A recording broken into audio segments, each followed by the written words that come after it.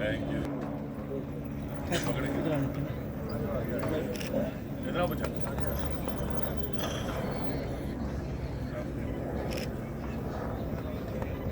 इधर की तरफ।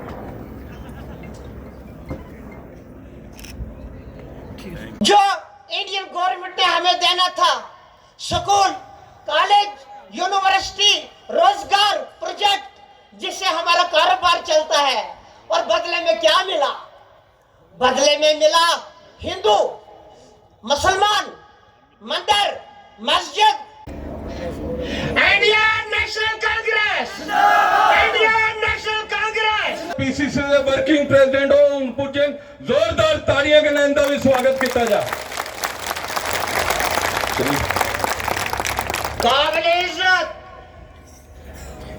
वकार रसूल वानी साहब,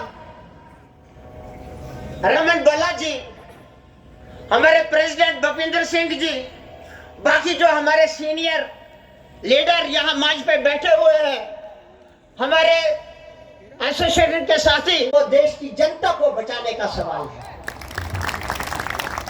अगर इसी तरह से नफरतें जारी रही, एक दिन आएगा, आज हम फलस्तीन और इसराइल की लड़ाइयां सुन रहे हैं, कल ये हम तक यहाँ पे पहुंचाया है। कड़ी मेहनत की, और शायद पार्टी ने इन चीजों को ध्यान में रखते हुए इनको आगे और ज्यादा अच्छी ढंग से वो सेवा पार्टी की कर सके, इनको लिया। मैं जाति तौर पे दिल की गहराई से पार्टी का शुक्रिया अदा करता हूँ, और भूपिंदर जवाल जी को मौका यहाँ पे दिया। इन्होंने अपने पूरे कार्यकर्ताओं के समेत जिस ढंग से स्केतर से झंडों की लड़ी बुछार हम देख रहे थे, मैं समझता हूँ इनका शुक्रिया अदा करना, और उस पूरे बाजार से पूरे लोगों के साथ, काफिले के साथ हमारी लीडरशिप का, विकार रसूल साहब, नूर यादव जी, हम सब का स्वागत करते हुए पूरे बाजारों से झंडों के साथ साथ बाजार से रैली निकाली, बहुत शानदार निकाली, और संदेश देने का प्रयास किया कि अब कांग्रेस के लोग जाग चुके हैं और भाजपा को भगाने का काम, उसका शुरुआत इसकी आज हो चुकी है। हम सब फख्र महसूस करते हैं कि हम उस रियासत के वासी हैं जिसमें गौरव महसूस करते हैं जहाँ पे त्रिकुटा पहाड़ियों पे माता वैष्णो देवी का निवास स्थान है, और दुनिया से, हिंदुस्तान के कोने कोने से लोग यहाँ पे सर झुकाते हुए उनका आशीर्वाद लेते हैं, और सारे आंगन में खुशियों का बोल रहे।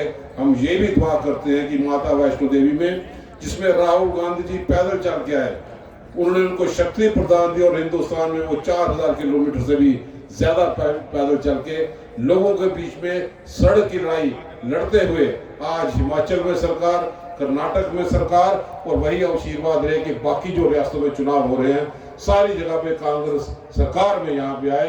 हमें उम्मीद है कि वो जो आशीर्वाद उन्होंने दिया था, जिन्होंने एक तूफान के तौर पे राहुल गांधी जी कार्यकर्ताओं के साथ कांग्रेस की सोच को लेकर आगे बढ़ रहे हैं, जरूर वक्त आएगा कि जब जम्मू कश्मीर में भी चुनाव होंगे तो कांग्रेस जहाँ पे जम्मू कश्मीर में हुकूमत बनाएगी। हमारे जवाल साहब ने लोकल सारे मिसाल रखे। हम महसूस करते हैं कि कांग्रेस ने खास तवज्जो जब उस वक्त दी जब यहाँ के लोग जिला एडमिनिस्ट्रेशन के पास, चाहे वैष्णो देवी के ट्रैक में काम करने वाले लोग हों, अपनी बात रखने के लिए उधमपुर डीसी के पास जाया करते थे। आज वही जिला कांग्रेस ने दिया। ये आप सब लोगों को याद रखना है कि कांग्रेस उस वक्त तो लंबी लंबी दाढ़ी रख के लोग प्रण लेते थे, कौन आदमी आएगा, फरिश्ता आएगा, हमें रियासी का जिला मिले। एक वक्त आया कि कांग्रेस के साथी, कांग्रेस के तौर में इस रियासी को जिला बनाया गया, और आप लोगों को राहत देने के लिए यहाँ की एडमिनिस्ट्रेशन यहाँ पे आपके डोर स्टेप पे हमेशा दिखाई दी। आज जिस ढंग से माता वैष्णो देवी श्राइन बोर्ड के जरिए, मैं समझता हूँ चाहे नारायणा अस्पताल हो, आज बिल्कुल प्राइवेट कर दिया, लोकल लोगों के लिए कहीं राहत नहीं। आज जरूरत है कि जब समय यहाँ पे आएगा कांग्रेस इस चीज को उठाएगी ताकि लोकल रहने वाले लोगों को भी राहत मिले, और इलाज महंगा नहीं सस्ता हो सके ताकि लोग अपना महसूस करें। आज वैष्णो देवी यूनिवर्सिटी हो, सब लोग बाहर गए, आए दिन लोगों को परेशानी यहाँ पे होती है। तो जो चीजें जवाल साहब ने यहाँ पे उठाई, हम सब लोग उसकी हिदायत करते हैं राकेश वजीर साहब ने, कि अब ये ट्रेन यहाँ से आई और ट्रेन जो श्रीनगर जा रही है, सिर्फ होटल इंडस्ट्री के तौर पे यहाँ के लोकल लोग जिन्होंने काम किया था राकेश वजीर साहब ने, आज हर साल नवरात्रे में लगातार अगर बेंटों का कंपटीशन होता है तो राकेश वजीर साहब मौका देते हैं हर कलाकारों को अपनी कला का प्रदर्शन करने के लिए। तो ये जागरूकता यहाँ पे थी। आज ट्रेन वहां पे जाएगी, हम महसूस करते हैं कि अगर यही यहाँ का एमपी रहा यहाँ का पीएमओ हो उसमें जितेंद्र सिंह जी रहे। जब ट्रेन जाएगी तो सिवाय होटल इंडस्ट्री के अलावा और कौन सा टूरिस्ट डेस्टिनेशन सेंटर ये कांग्रेस बना पाई है। जम्मू से ट्रेन आ गई तो जम्मू का सारा तबाही कर दी, एक आर्टिफिशियल लेक वो लोग नहीं बना पाए। तो जम्मू का टूरिस्ट जो यहाँ पे माता वैष्णो देवी के दर्शन के लिए आए, होटल के अलावा कोई और एंटरटेनमेंट का साधन भी यहाँ पे होना चाहिए, ताकि वो यात्री जो भक्तजन के रूप में आते हैं वो यहाँ पे ठहरे, थोड़े दिन ठहरे, ताकि यहाँ के लोगों को राहत मिले। आप जो ट्रैक में काम करते हैं, अगर हिंदुस्तान को संदेश यहाँ पे लोगों ने दिया कि जो सोच लेके राहुल गांधी जी भाईचारे की ताकतों को मजबूत करते थे, वो सोच माता वैष्णो देवी के पिट्ठू के जरिए लोगों को मिलती है। जब गुज्जर बिरादरी का आदमी अपने कंधों पे हिंदू बिरादरी के आदमी को, बुजुर्गों को, माताओं को, बच्चों को माता वैष्णो देवी के दर्शन करवाने के लिए जाते हैं, कि अगर वो बिस्मिल्लाह की बातें नीचे करते हैं तो ऊपर कंधे पे जय माता की जयकारे लगाने वाले वो लोग हैं।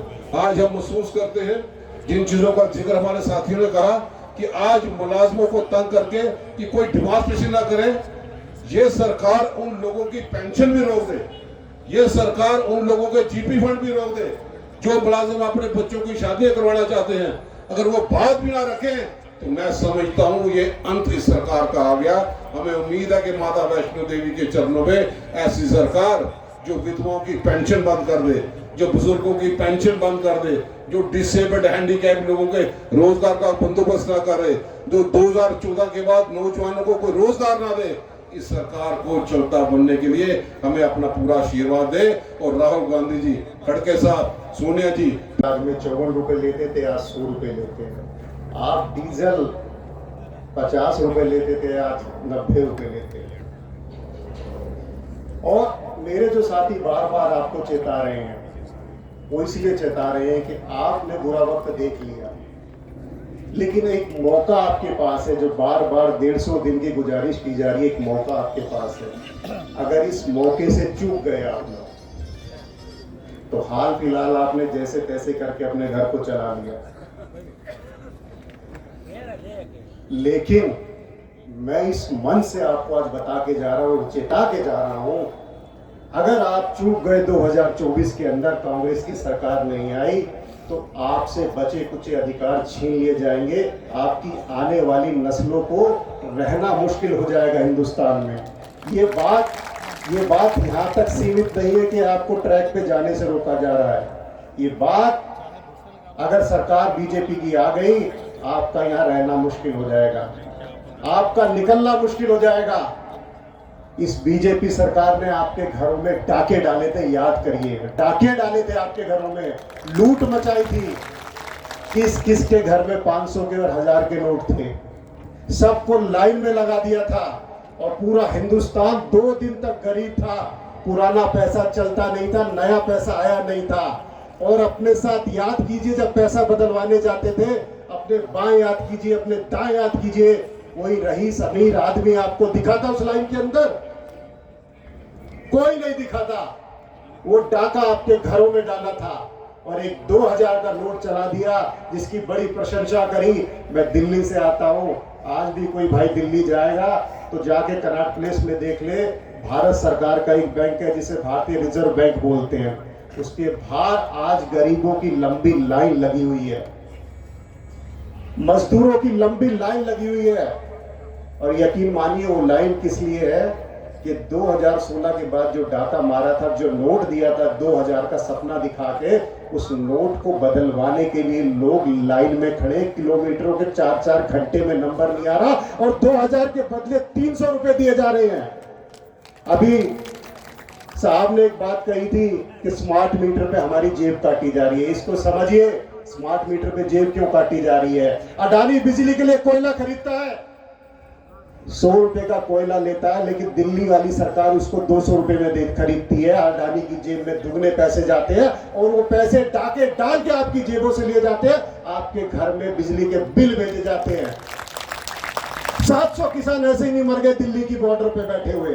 अगर वो 700 किसानों ने शहादत दी, आपके लिए दी, आपकी आने वाली पीढ़ियों के लिए दी, अगर वो किसान शहादत नहीं देते, मोदी हिंदुस्तान के खेत बेच देते और आदमी आज के अंदर हम जैसे आदमी, आप जैसे लोगों को, अपने बच्चों को रोटी खिलाने के लिए 200 रुपए किलो का आटा खरीदना पड़ता, मजबूरी थी खरीदना पड़ता, जेवर बेच के खरीदना पड़ता, ना खरीदते तो भूखे मर जाते।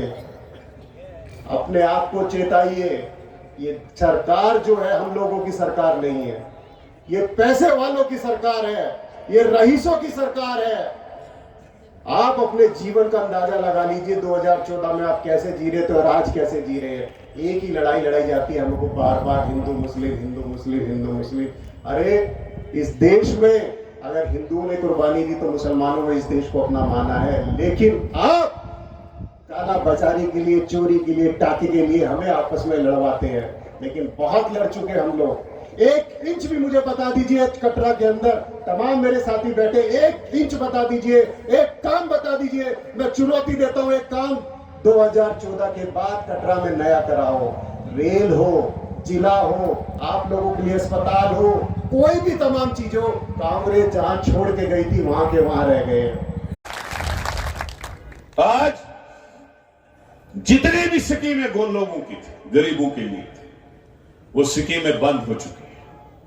आज हमारी बहनें, विधवाएं, अपाहिज, बुजुर्ग जिनको सरकार की पेंशन मिलती थी, वो आज सरकार ने बंद कर दी। कोई पेंशन आज किसी को नहीं मिलती। आज बिजली का बिल जिसका 300-400 रुपए कांग्रेस के टाइम में आता था, क्योंकि मैं खुद बिजली का मिनिस्टर रहा हूं, आज वही बिल 6,000-7,000 रुपए आता है। ये बीजेपी की देन है, आम आदमी की। जो टैक्स पिछले 75 साल में नहीं लगा इस जम्मू कश्मीर में, प्रॉपर्टी टैक्स, वो टैक्स आज बीजेपी ने गवर्नर एडमिनिस्ट्रेशन में पास करवाया, अपनी म्युनिसिपैलिटी कॉर्पोरेशन जम्मू में भी और इनकी जो बी टीम कश्मीर में है उनसे भी पास करवाया, और सितंबर से शुरू करते। लेकिन अब ऑर्डर निकाला कि इस ऑर्डर को डेफर करते, इलेक्शन के बाद शुरू किया जाए। यह बीजेपी की देन है आम लोगों की। आज जम्मू कश्मीर का नौजवान जो एमए करके, बीएड करके, एमएससी करके, पीएचडी करके इस आरजू में रहता था कि हर 2 साल के बाद टीचर की पोस्टें निकलती थी डिस्ट्रिक्टों में, आज पूरे 12 साल से कोई टीचर की पोस्ट नहीं निकली। आज पुलिस की कोई पोस्ट नहीं निकलती है। आज लाइनमैन रिटायर होता है, उसकी जगह कोई नहीं लगता है। आज पीएचई का लाइनमैन रिटायर होता है, कोई नहीं लगता है। आज चपरासी रिटायर होता है, कोई नहीं लगता है। आज छोटा मुलाजिम रिटायर होता है, कोई नहीं लगता है। क्योंकि इस रियासत को गरीब करने का ठेका बीजेपी ने लिया है। आज जो सेब कश्मीर से पूरे हिंदुस्तान में जाता, बिकता था, उसके मुकाबले में बीजेपी ने G20 में अमेरिका के सेब का टैक्स जो है वो उठा दिया, ताकि कश्मीर का जो कश्मीरी सेब लेता था उसके सेब की रेट कम हो जाए, अमेरिका का सेब बिके और यहां का नागरिक जो है गरीब से गरीब हो जाए। यहां कोशिश हो रही है जम्मू कश्मीर के लोगों को गरीब करने की। आपका दरबार में उठाया गया, वो भी इसी कोशिश का नतीजा है कि जम्मू का जो डोगरा है वो गरीब हो जाए, उसकी दुकानें खत्म हो जाए, उसकी रोजी रोटी खत्म हो जाए। आज यहाँ के कटरा के मजदूर के पेट के ऊपर लात मारी जाती है। 1200 मजदूरों को आज तक निकाला गया,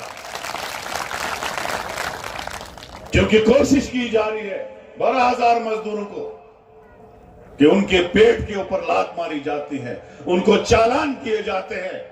ये शेम की बात नहीं तो और क्या है। आज रिंग रोड बाहर से बनाया जाता है ताकि जो टूरिस्ट हो बाहर से ही माता वैष्णो देवी का दर्शन करके आए और यहां का आदमी गरीब किया जाए।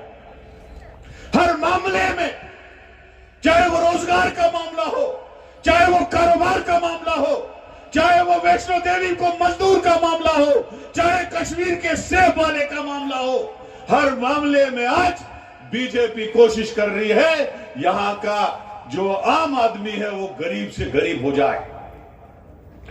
यहां के पावर प्रोजेक्ट जब हम बिजली मिनिस्टर थे, हमारी सरकार की कोलिशन थी एनसी के साथ, हमारी कोशिश थी कि यहां का पावर प्रोजेक्ट यहां की गवर्नमेंट बनाए, क्योंकि हमें बैंक्स ऑफर करते थे, अब हमसे पैसा लो, पावर प्रोजेक्ट बनाओ, बाद में बिजली दे के हमको पैसा दो। लेकिन बीजेपी ने हमारा जो प्रोजेक्ट था वहां पे सलाल से आगे जो धर्मकुंड में है, सावलाकोट, कीरू, कावर और जो द्रवशाला में है, ये सारे पावर प्रोजेक्ट एनएचपीसी को भेज दिए, जैसे आपका सलाल का प्रोजेक्ट भेजा हुआ। ये पावर प्रोजेक्ट अगर स्टेट के तैयार होते तो हमारी स्टेट अमीर हो जाती, यहां रोजगार बढ़ता, यहां तरक्की होती। लेकिन इन 10 सालों में जो ये जबरी कुर्सी पे बैठ गए हैं, ये लोग जिनको 70 साल में नकारा हमारे जम्मू कश्मीर के लोग, उन्हें इनको कभी आने नहीं दिया। लेकिन बदकिस्मती से मंदिर मस्जिद की सियासत खेल के, हिंदू मुसलमान की सियासत खेल के ये आके कुर्सी पे कब्जा हो गए और अब उतरते ही नहीं।